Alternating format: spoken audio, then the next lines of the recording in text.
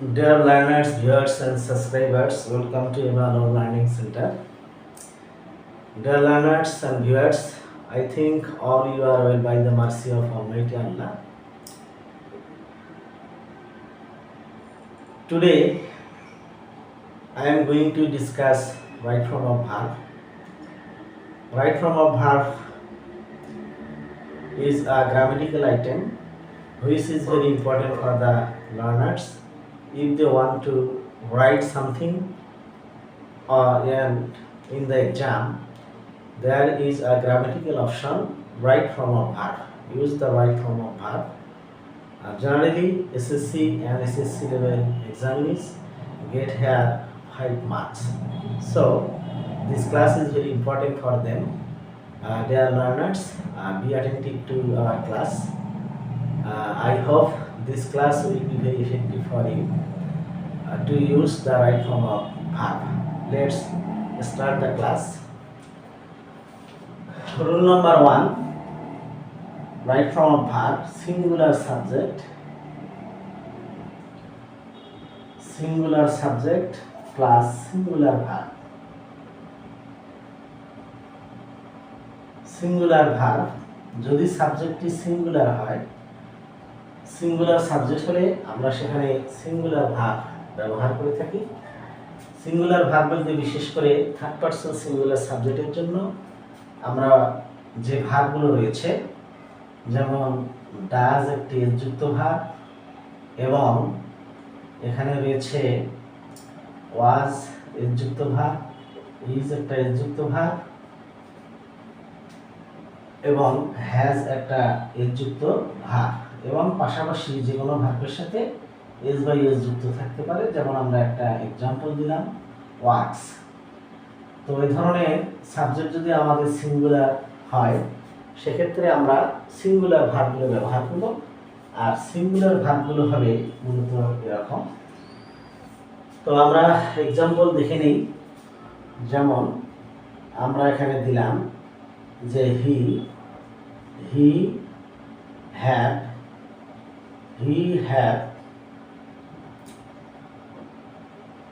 a nice building, তার একটি সুন্দর ভবন রয়েছে। এখানে আমরা দেখতে পাচ্ছি এটা singular third person singular subject, সুতরাং এই ভার্বটিকে আমাদের যুক্ত ভার্ব করতে হবে এবং এটার সাথে আমরা হ্যাজ ভার্বকে আমরা এখানে উত্তর হিসেবে লিখতে পারি। এটি আমাদের উত্তর এবং এটি হচ্ছে উত্তর হবে আমাদের হ্যাজ। আর একটি এক্সাম্পল দেখে নেই। যেমন শি, আমরা লিখলাম এখানে she was a brilliant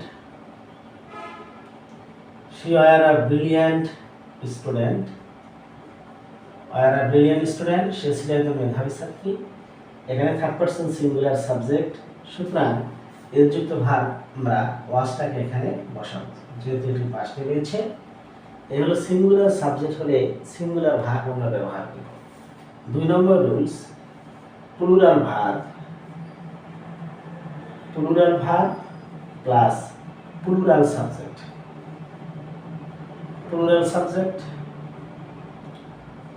subject আমরা ব্যবহার করব। এক্সাম্পল স্বরূপ আমরা বলতে পারি, যেমন দে বি ভার্ব রয়েছে এখানে, দে বি অ্যাক্টিভ, তারা খুবই কর্মঠ।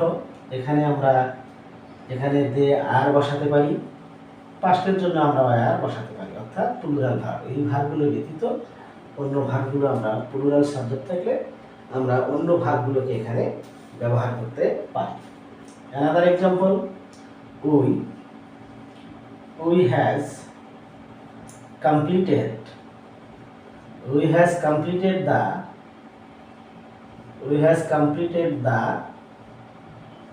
the work, আমরা কাজটি সম্পন্ন করেছি। এখানে এটা একটা প্লুরাল সাবজেক্ট, সুতরাং এখানে আমাদের হ্যাজের পরিবর্তে আমাদের হ্যাভ ভার্বটি ব্যবহার করতে হবে। তাহলে এখানে আমরা বসাবো দে, এখানে হবে আর বা আর আমরা লিখেছি উত্তরে, এবং এখানে হচ্ছে হ্যাভ। এই ছিল সিঙ্গুলার সাবজেক্ট এবং সিঙ্গুলার ভার্ব আমাদের ব্যবহার করতে হবে। এবং পাশাপাশি আমাদের পরবর্তী রুলসে আমরা যাব। পরবর্তী রুলসে আমরা দেখব আর কোথায় কোথায় সিঙ্গুলার ভার্বগুলো ব্যবহার করা যায়। যেমন আমি এখানে লিখলাম জিরান্ট, 3 নম্বর রুলস। জিরান্ট এবং জিরান্টের আলোচনা আমরা করেছি। জিরান্ট ইনফিনিটিভ এবং পার্টিসিপল প্লাস হচ্ছে সামথিং অবলিক আমরা লিখতে পারি এনিথিং, এবং নাথিং, পাশাপাশি এনিওয়ান, এনিবডি এবং এভরিবডি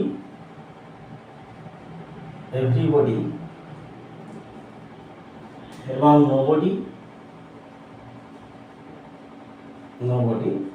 এসব যুক্ত। এগুলো যদি আমরা কোনো সেন্টেন্সের সাবজেক্ট হিসেবে পাই, অর্থাৎ gerund, infinitive, participle, something, anything, nothing, anyone, anybody, everybody এবং নোবডি, এগুলোকে যদি আমরা কোনো সেন্টেন্সের সাবজেক্ট হিসেবে পেয়ে থাকি, তাহলে ভার্বটি আমাদের সিঙ্গুলার করতে হবে। যেমন আমরা এখানে লিখলাম যে আমরা এখানে লিখতে পারি যেমন walking be good for health,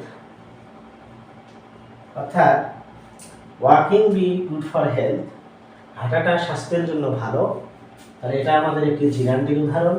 আমরা এখানে লিখব যে ইজ ভার্বটি আমরা এখানে বসাবো, অর্থাৎ ভার্বটি সিঙ্গুলার হবে। পার্টিসিপলের উদাহরণ আ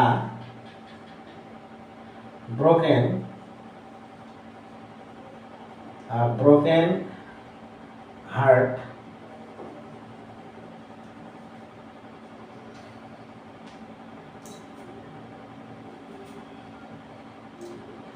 আমরা এখানে বি দিলাম, B not repaired,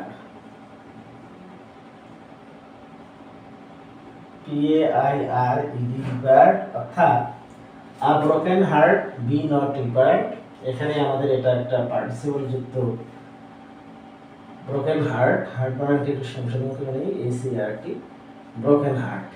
a broken heart be not repaired, অর্থাৎ ভাঙা হৃদয়কে জোড়া লাগানো যায় না।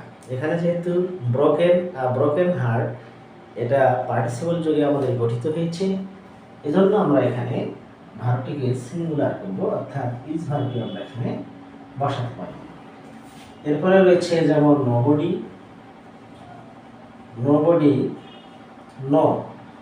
নো শব্দটি রয়েছে, নোবডি নো ইট। এটাতে যেহেতু আমাদের ভার্ব রয়েছে নো, সুতরাং এটাকে সিঙ্গুলার ধরলে আমাদের সিঙ্গুলার করতে হবে।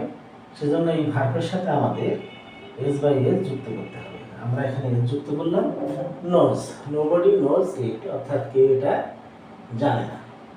এভাবে এই শব্দগুলো যদি আমরা কোনো সেন্টেন্সে পেয়ে থাকি, তাহলে আমাদের ভার্বগুলোকে অবশ্যই সিঙ্গুলার করতে হবে।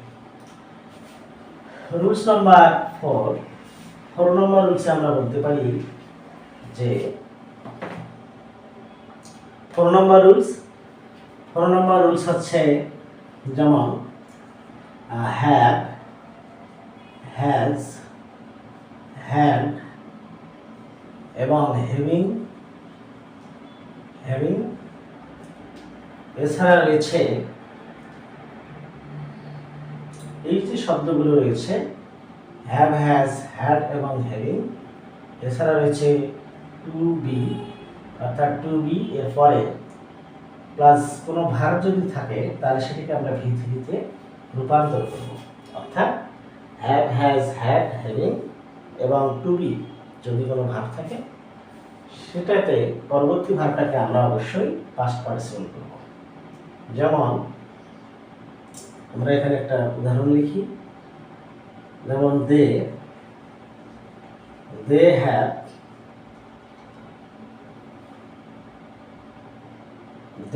হ্যাভ হেল্প শব্দটি রয়েছে হেল্প দ্য পোর, তারা গরিবদেরকে সাহায্য করিয়াছে। তাহলে এখানে যেহেতু হ্যাভ রয়েছে, এই ভার্বকে আমরা পাস্ট পার্টিসিপল অর্থাৎ V3 করে দেব, এটা হবে হেল্প। তাহলে they have help the poor, তারা গরিবদেরকে সাহায্য করেছিল।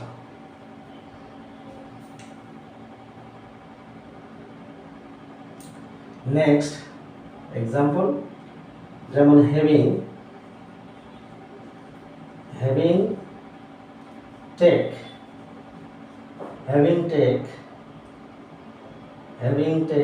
Graduation degree,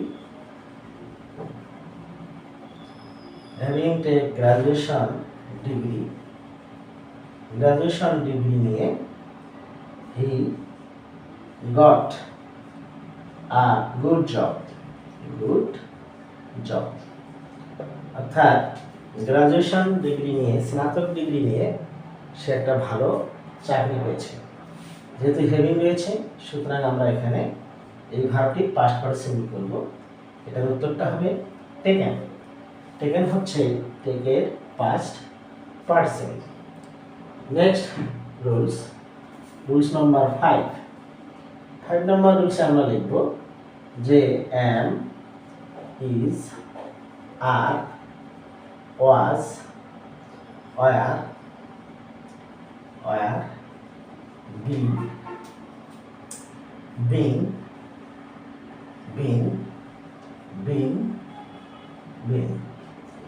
am, is, are, was, were, be, been এবং been, এ সমস্ত ভার্বের ক্ষেত্রে V3 হবে। V3 আমরা ব্যবহার করব প্যাসিভের জন্য, প্যাসিভ ভয়েসের জন্য, প্যাসিভের ক্ষেত্রে বা প্যাসিভ ভয়েসের জন্য এই সমস্ত ভার্বগুলো আমরা যেখানে দেখতে পাবো, সেই ভার্বগুলোর পরবর্তী ভার্বটাকে আমরা V3 করে দেব, অর্থাৎ পাস্ট পার্টিসিপল। এক্সাম্পল স্বরূপ বলা যায়, যেমন I am teach by him, আমাকে তার মাধ্যমে শেখানো হয়। যেহেতু বাই রয়েছে, একটা অবজেক্ট রয়েছে, সুতরাং আমরা একটাকে প্যাসিভ করে দেব। টিচের পাস্ট পার্টিসিপল হবে টট। I am taught by him, তার মাধ্যমে আমাকে শেখানো হয়। যেমন ইউ শ্যাল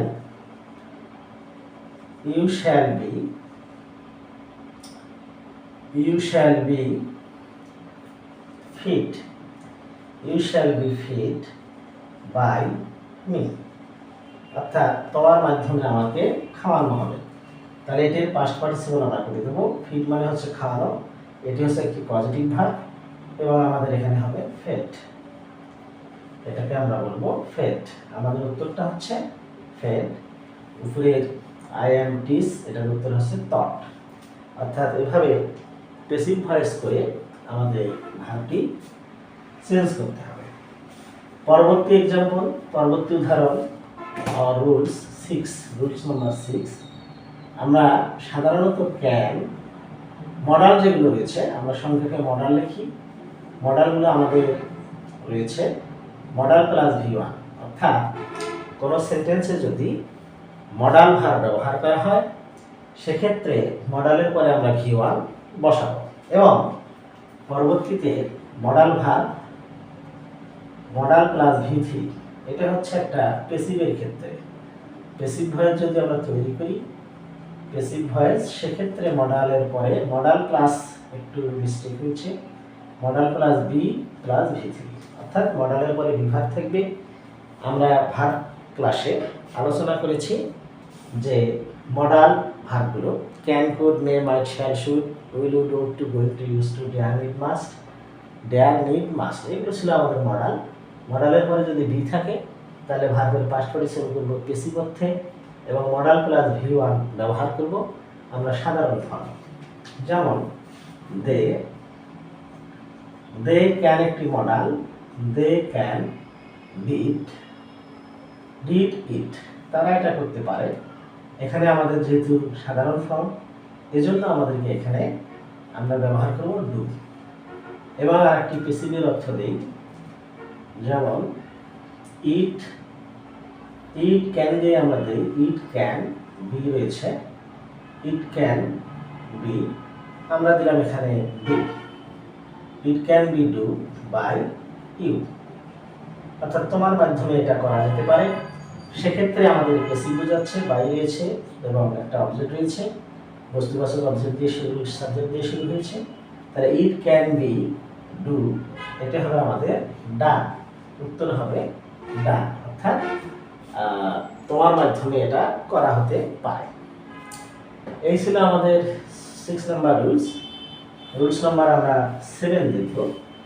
7 নাম্বার রুলসটি আমাদের হচ্ছে 7 নাম্বার রুলস, যেমন আমরা এখানে লিখলাম যে হোয়াইল, হোয়াইল প্লাস ভার্ব, অর্থাৎ হোয়াইলের পরে যদি ভার্ব থাকে সেক্ষেত্রে আমরা এটার সাথে আইএনজি যোগ করব, উক্ত ভার্বের সাথে আইএনজি যোগ করব। এবং হোয়াইল, হোয়াইল প্লাস সাবজেক্ট থাকলে প্লাস হচ্ছে আমরা এখানে বসাবো past continuous, past continuous, past continuous. তাহলে হোয়াইল প্লাস ভার্বিং এবং হোয়াইল প্লাস সাবজেক্ট যদি থাকে সেক্ষেত্রে পাস্ট কন্টিনিউয়াস টেন্সে আমাদের সম্পূর্ণ করতে হবে। এবং আমরা জানি পাস্ট কন্টিনিউয়াস টেন্সের স্ট্রাকচার আমরা টেন্স চ্যাপ্টারে আলোচনা করেছি, অর্থাৎ সাবজেক্ট প্লাস ওয়াজার প্লাস ভার্বিং ব্যবহার করতে হবে। তো আমরা একটা উদাহরণ দেখে নিই। দে, উদাহরণ দেওয়া হলো দে কেম, তারা আসলো, হোয়াইল, হোয়াইল দে কেম, তারা আসলো, হোয়াইল আমরা এখানে লিখলাম রিডিং, রিড লিখলাম, অর্থাৎ তারা আসলো।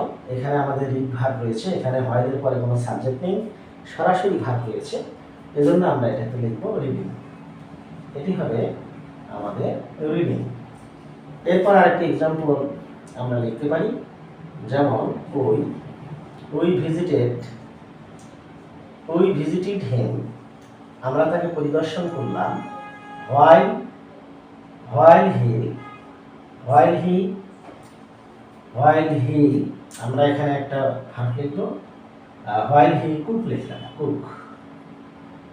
কুক, তাহলে এখন যখন সে রান্না করতেছিল, আমরা তাকে পরিদর্শন করলাম যখন সে রান্না করতেছিল।